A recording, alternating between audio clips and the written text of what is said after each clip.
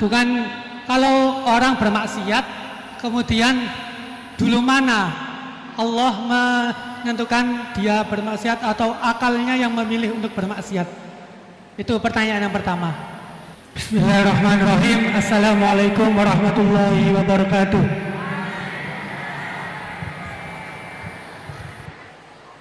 Langsung saja, ngapunten Gus. Di sini ada beberapa pertanyaan yang agak masih grundel di hati gitu. Soalnya belum dapat jawaban. Yang pertama mengenai dari tadi penjelasan dari Gusti Allah menciptakan hamba di dunia ini, ada yang taat dan ada yang suka bermaksiat gitu. Mengenai takdir Allah Subhanahu wa Ta'ala, Allah menciptakan hamba-hambanya dengan variasi yang berbeda. Kemudian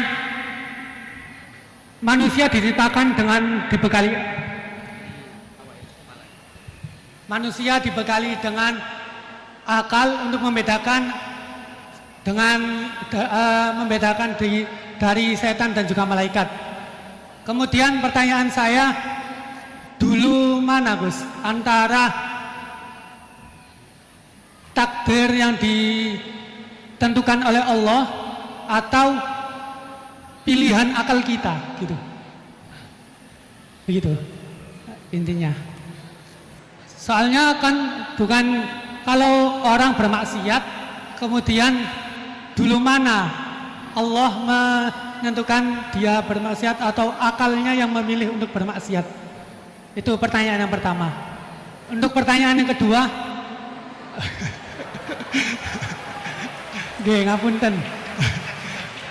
Untuk pertanyaan yang kedua, intinya kan tadi ijtihad daripada ulama itu menentukan hukum yang berbeda-beda.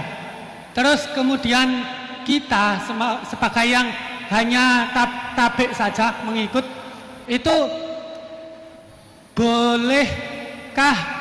Kan dari kata guru saya, kalau hukum fikih itu yang ringan-ringan disebarkan nggak apa-apa. Tapi yang berat-berat dipakai sendiri gitu. Tapi biasanya kan kita kebalikan. Yang ringan-ringan soalnya kita tahu ilmunya, kita yang pakai. Terus kalau ada orang yang tanya, biasanya kita yang kasih yang jawaban yang berat-berat daripada hukum fikih. Jadi yang saya tanyakan, kalau berpindah hukum dari awalnya ikut imam ini terus kemudian ikut imam ini, itu bagaimana batasan-batasannya gitu? Syukron. Baik, terima kasih. Ini pertanyaan yang ringkas disampaikan cukup panjang. Niki langsung dipun jawab nopon. Oke, monggo Yai. Ini tadi hoax itu, saya waktunya tinggal 10 menit, enak saja.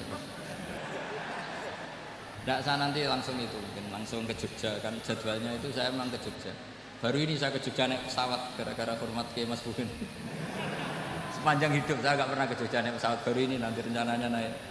Karena tak hitung kalau pakai kereta bis nggak menangi ngaji di Jogja. Saya jadwalnya ngaji di Jogja nanti jam 4:30. Begini, itu pertanyaannya betul tadi, itu ngawur betul itu. Karena begini ya, masalah qadha qadar itu kan sudah dibicarakan semua ulama di kitab-kitab. Satu, kita ngikuti ahlul hakikah. Idza dzukiral qadar fa'amsiku. Kalau qadha qadar sudah dibicarakan fa'amsiku, kamu harus diam di situ. Karena pertanyaannya gini, kalau kamu orang soleh, dan semoga Anda pelatihan jadi orang soleh, itu melihat Allah sudah menentukan semua, itu keren. Saya bangga punya Tuhan yang sudah tahu nasib saya kayak apa nanti. Saya betapa malunya punya Tuhan yang tak takoi, Gusti, sampai nasibnya gak ya mbah ora roh tapi kira sik. Itu kan ngeri betul. Sehingga kalau kamu soleh itu pokoknya bangga kalau Allah sudah tahu apa yang akan terjadi. Nah, soal kepanikan kita kan kadang kok nang wis ngerti aku celaka, terus gunanya apa aku sholat? Itu kesalahan kita. Kita kecewa kalau sekarang soleh, kemudian akhirnya tidak soleh dan akhirnya kita masuk neraka. Kekecewaan ini namanya khadbun nafsi. Kita hanya mikir diri sebetulnya kalau kita abdan lillah, benar-benar hamba Allah, tetap bangga karena punya Tuhan yang tahu apa yang akan terjadi. Makanya yang dibutuhkan kesalian untuk ngakoni qada qadar, dibutuhkan kesalian. Kalau enggak kriminal betul. Maka Sayyid Hasan bin Ali, saya hafalkan makalahnya itu. Di antara aturan iman harus iman sama qada qadar. Untuk menunjukkan innahu la yuqsa kurhan wa la yuhlabu kurhan, kata beliau. Supaya kita tahu bahwa Allah itu tidak dimaksiati secara terpaksa. Kamu bisa enggak bayangkan Allah ngeluh gini, sakjane aku ora seneng maksiat, tapi saya bisa berbuat apa? Artinya apa? Kalau maksiat dan keburukan tidak khairihi wa syarrihi minallah, itu Allah kan kurhan. Paham yang saya maksud? Artinya apa? Kita harus berkeyakinan khairihi wa syarrihi minallah. Tapi kita butuh syariat. Lalu setiap orang nakal berkelit kersane Allah juga masalah. Maka diteruskan makalah beliau. Waman hammala dzambahu rabbahu faqad fajar. Dan siapa yang menimpakan dosanya atas nama Tuhannya, maka faqad fajar, dia lacut betul. Wong sing zina kuwe Allah kan gak melok zina, sing maling kuwe Allah ora melok maling. Sing beto bak-bak kuwe ora tau beto.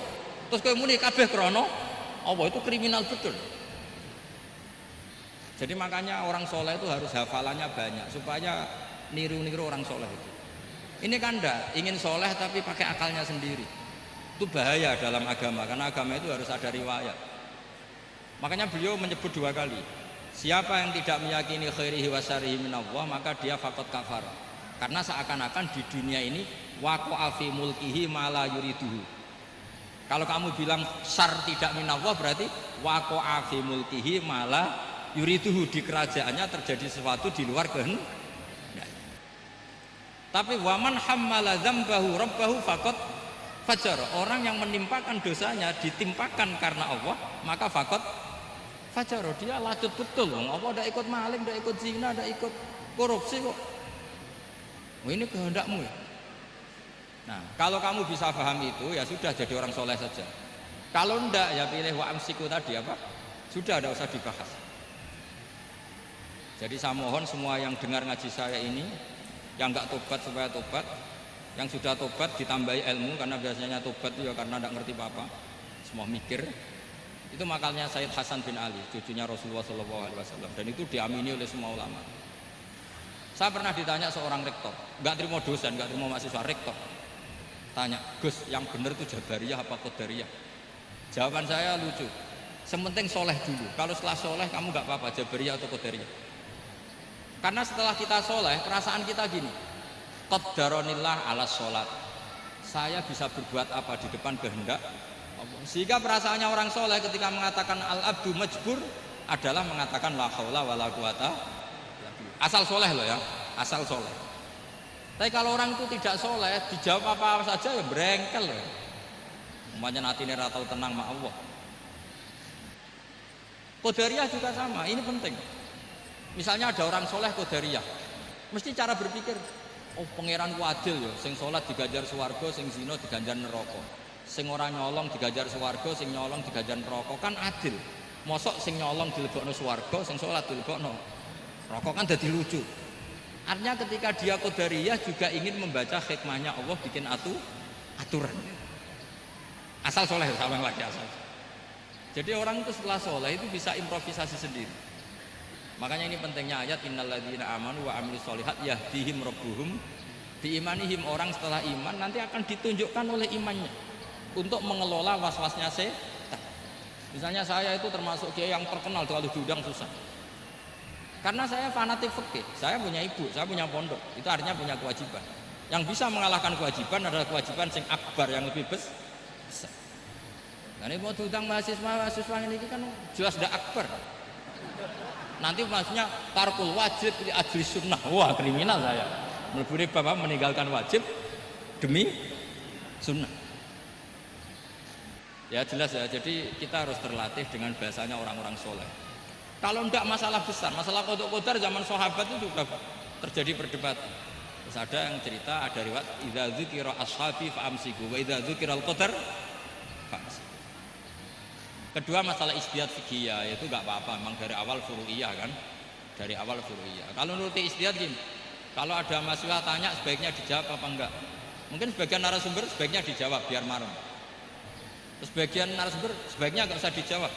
Wong mahasiswa ben pinter kok apa-apa takok, gak mandiri. Itu namanya istihad. Jadi kalau furu'iyah itu mungkin sekali.